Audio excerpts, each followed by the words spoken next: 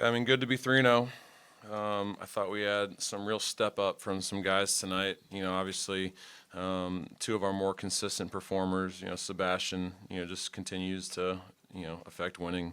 Keyshawn Hall just continues to get better every single game. Was great to see him kind of extend his range tonight. Make three threes and four offensive rebounds. 11 total and six assists. Right.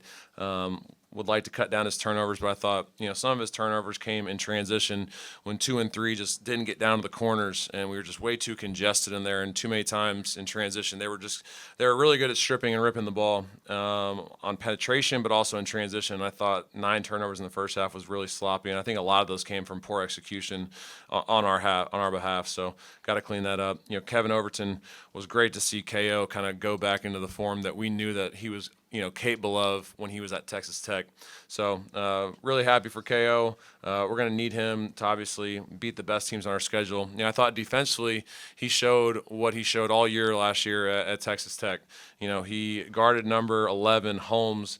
For that guy to go 4 for 11, only 10 points when he had 24 the other night. Obviously, it was really important for us to, and he made 2 threes after going 0 for 7 in his first 2 games. So for him to only have 2 2-point baskets, was a testament to our guys. I thought Caden Magwood played well off the bench.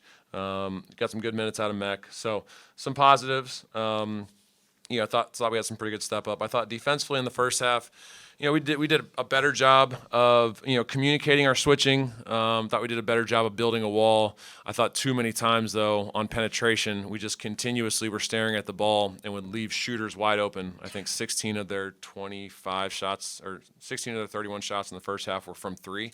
So I didn't think we did a very good job of paying attention to the scouting report as far as when the ball gets penetrated by a non-2-point making guard, you got to branch out to your man. And too many times we're staring at the ball, and Elijah and Tahad just got back cut continuously in the first half. Got after Elijah pretty good, and I thought he did a much better job in the second half of really locking into his man and not staring at the ball and not getting out of his stance. So thought Elijah did a great job making that adjustment. But yeah, I thought overall, there was definitely some positives. I thought in the second half, the last 12 minutes, we didn't really defend the way we're capable of defending. Part of that is the score, but we got to do a good job of fighting that type of stuff. Great teams are going to play hard for 40 minutes, and I thought we played really hard for about 30. So, got to put a complete game together for us to be able to beat the best teams on our schedule, and obviously we got a really good one on Sunday. So, take some questions. I know we've talked about how much smaller these teams are you guys have played against, but y'all are rebounding really, really well to start the season. Just knowing that y'all have got some bigger teams coming up like Houston this weekend, just is it good just to get in the habit of just cleaning up on the glass like y'all are, even though it's going to be different very soon? Yeah, I mean, it's all we've talked about, all offseason that was one of our glaring weaknesses, and it got exposed in the Oklahoma State game, and that's the kind of size that we're going to be going against. So it's good to see improvement in that area, but, obviously, you got to buckle your chin straps because, Houston is a whole different animal. Houston is the best offensive rebounding team in the country every single year. They play with a different level of physicality, a different level of energy, and a different just level of intensity that our guys, have not been able to experience yet. And, Keyshawn Hall and Tahad and KO are the only ones that can really speak to it because they all played against them last year. So hopefully that experience really wakes our guys up because if we don't hit a body every single time a shot goes up, they're going to go get every single offensive rebound and they're going to play volleyball with it. And, that they're going to get a bunch of me bounds. And we got to do a good job, on Sunday of limiting them to one shot as best we can. But they're going to get offensive rebounds. So when they do, we got to make sure that we get a body on a body and don't let it happen again. So, yeah, I mean, it's great to see us out rebounding teams that we're supposed to by the margins that we have, but also we got to understand that this is going to be a whole different animal on Sunday. Steven, yeah, speaking about defense, the moment in the second half where looks like they hit 2 buckets, you called timeout. Was that just like a coaching moment right there where you're trying to get on them a little bit? Yeah, you could call it that. Yeah, I mean, we got to find a way to, regardless of the situation, regardless of the circumstance, the standard is the standard, and we have to be able to perform to that. And if we don't, I've told them all along, I'm going to continuously coach effort and energy. That's all I'm going to, like, I'm not going to get mad at you for taking a bad shot. I'm not going to get mad at you for, missing a communication on defense. It's going to happen. But if you don't dive on the floor for loose balls, if you don't run out and contest an open shooter, if you don't run guys off the line, if somebody's beaten, you don't rotate over, get vertical at the rim. If you don't do the little things that are required to win, that I'm going to get after your ass. And that they understand that. And I thought they did a really good job when I brought them in. I got after them pretty good. They all were looking at me in the eye, and they all, nodded their heads, and they were ready to go. So it's just, those are teaching moments that I think are obviously really important in these situations. And, they got to understand that I don't care what the score. We could be down 30. I'm still going to coach that hard. And, obviously we were up 30. I'm going to coach that hard. So, they understand that that's just kind of who I am. And, it's just something that they got to learn from, and obviously something that we got to continue to build on. You mentioned KO's defense. You guys have had, in your time as the defensive coordinator, some guards that you can just kind of deploy on the perimeter. Do you feel like he can be that kind of guy this season, and what are his characteristics that make him successful there?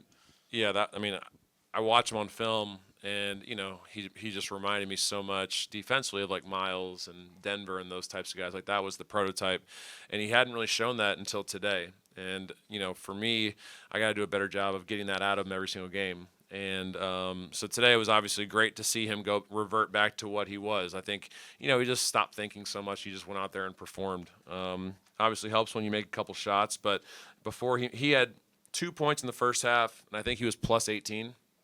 That's what winners do, right? KO's won everywhere he's been.